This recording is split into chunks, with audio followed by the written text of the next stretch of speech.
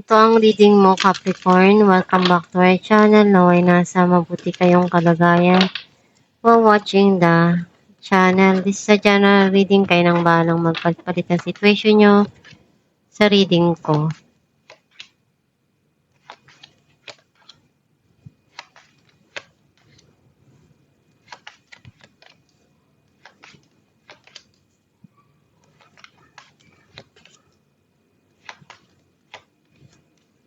At the bottom of the deck, Page of Swords.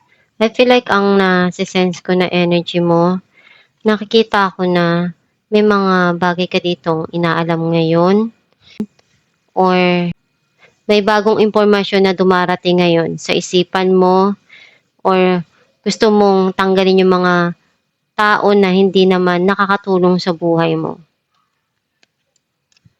Ang mensahe ng card mo, meron kang memories doon na para sa'yo mahalaga yon at masaya ka doon.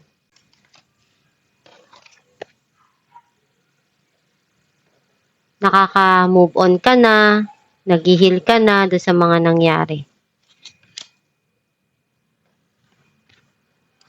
You feel grounded, natuto ka na.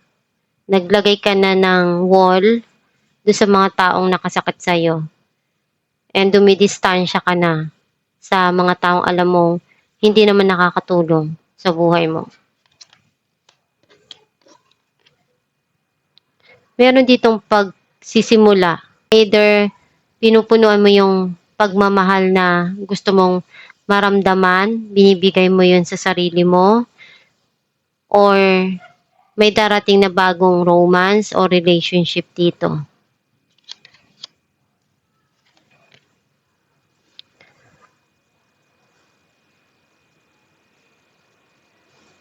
May tao na pabalik-balik sa buhay mo at mapaglaro itong tao na to.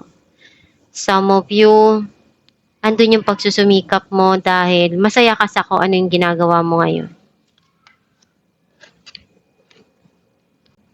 Lahat ng kaya mo na maibigay dun sa isang sitwasyon, binibigay mo. Pera man yan o effort, iniisip mo na one day darating din yung panahon na maibabalik din sa'yo lahat ng ginawa mong effort. Kung ano yung goal mo, gagawa ka ng paraan para ma-achieve yun. Hindi ka magpapatalo, hindi ka hihinto. Alam mo sa sarili mo kung paano mo i-handle yung situation at paano mo makukuha yung gusto mo.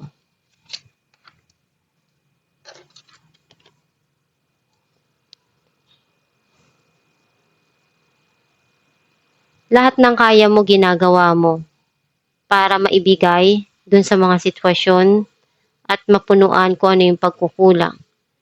At iniisip mo na one day na maibalik din sa'yo lahat ng mga ginawa mo or umaasa ka na matupad mo kung ano yung pinapangarap mo. Clarify natin ang The Hermit, Temperance, and King of Cups. Itong tao na to, andun yung pagmamahal niya. And ayaw niyang magpadalos-dalos sa mga desisyon niya. Kasi pag naaalala niya yung mga nangyari sa nakaraan, nagsilbing aral yun sa kanya, marami siyang natutunan doon. Clarify natin ang Nine of Wands, Strength, and the Empress. Naging matatag ka dun sa mga pinagdaanan mo sa buhay. Kahit ilang beses kang nasaktan, nadapa, bumangon ka pa rin. Alam mo sa sarili mo yung deserve mo, yung kahalagahan mo. Kaya kung ano yung sa tingin mo magpapasaya para sa'yo, yun yung binibigay mo para sa sarili mo. Kung nasasaktan ka, alam mo sa sarili mo na hindi mo yun deserve. Aalisan mo yung sitwasyon na yun. Clarify natin ang Knight of Wands,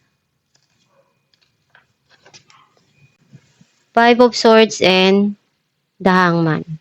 Gusto mo nang kalimutan yung mga nangyari sa nakaraan at magbigay ng focus dun sa mga goal mo, sa pangarap mo. And naisip mo kung ano yung mas ikabubuti para sa kinabukasan mo.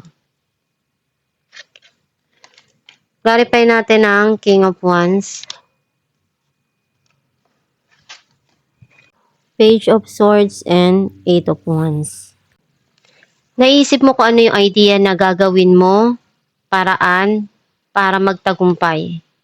And hindi kayong basta-basta na tao na humihinto sa mga goal mo.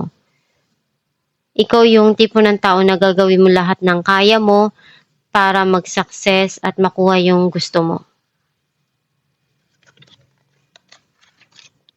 Clarify natin ang Six of Swords,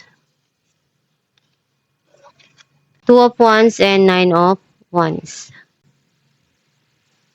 May gusto kang gawin dito. Iniisip mo na mag-travel or may pinaplano ka na gawin dito para sa kinabukasan mo. And kung ano yung mga nangyari sa nakaraan, nag-heal ka na dun. And ngayon mas iniisip mo kung ano yung darating sa buhay mo at dun mo nilalaan yung panahon mo. Clarify natin ang Ace of Cups, Eight of Swords, and Justice. May mga gumugulo pa rin sa isipan mo about dun sa nakaraan. Andun yung feeling mo, nagkulang ka, hindi mo naibigay yung makakaya mo dun sa sitwasyon. Or may mga bagay ngayon na gumugulo sa isipan mo dahil iniisip mo na hindi na ibibigay kung ano yung gusto mo. Hindi mo nakukuha kung ano yung para sa'yo. And gusto mong maibigay yung justice na hinahanap mo. Clarify natin ang Six of Pentacles, Two of Swords, and the Star. Nagbulag-bulagan ka dun sa nakaraan and binigay mo lahat ng kaya mo dun sa mga sitwasyon. Binigay mo yung effort mo, everything na maibibigay mo dun sa taong mahal mo or dun sa sitwasyon, binigay mo. Kasi niisip mo na lahat naman ng ginawa mo, darating din yung panahon na ibabalik din sa'yo yung effort mo. Pero at the end, wala kang nakuha, walang nangyari sa ginawa mo. Clarify natin ang the Star. Four of Pentacles and Seven of Cups. Hindi mo pa rin makalimutan yung past situation or yung past person. Though may mga dumarating sa buhay mo, pero hindi mo pinapansin kasi nga nakapokus ka dun sa mga bagay na wala na. Some of you iniisip mong makapag-ipon para sa sarili mo at sa mga mahal mo sa buhay.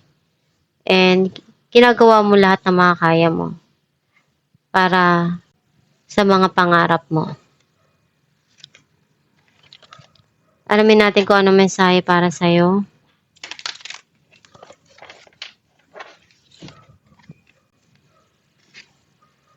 My greatest spiritual shifts don't come through force, they come through freedom. Isipin mo lang palagi na nandyan ang Diyos para tulungan ka, magdasal ka, at samahan mo ng pagsusumikap. And palagi mong i-manifest yung ikakabuti ng buhay mo. And isipin mo kung ano yung mga positibo. And kailangan kung magmamanifest ka, kailangan i-attract mo yung mga positibo. Yung masaya, i-input mo sa isipan mo, sa puso mo, kung ano yung magpapasaya para sa'yo. Kasi iyon din yung ibibigay sa'yo ni universe. Basta pagsumikapan mo rin at gawin mo yung makakaya mo sa mga pangarap mo para ma-achieve mo yon. And kung sa tingin mo minsan pumapalya at hindi mo nakukuha yung gusto mo, okay lang yun. Hindi naman palaging kailangan maging successful. Darating din yung panahon na lahat ng mga pagsubok na pinagdaanan mo, malalagpasan mo din yan, mabibigyan mo ng tamang solusyon. Kung nahihirapan ka, magdasal ka lang palagi. Kapit lang sa Diyos at one day, makukuha mo rin yung tagumpay na gusto mo. And huwag ka lang susuko sa mga pinagdadaanan mo at magtiwala ka sa Diyos na makukuha mo rin yung pangarap mo. At magtiwala ka din dun sa kakayahan mo. Huwag mong isipin na lahat ng pagsubok na pinagdadaanan mo, hindi na matatapos. May ending din yan eh. Isipin mo lang na lahat ng yan binigay sa'yo dahil may rason at may lesson kang makukuha dyan. At itong yung reading Capricorn, kung nakaresonate ka, kindly comment down below. Thank you for watching.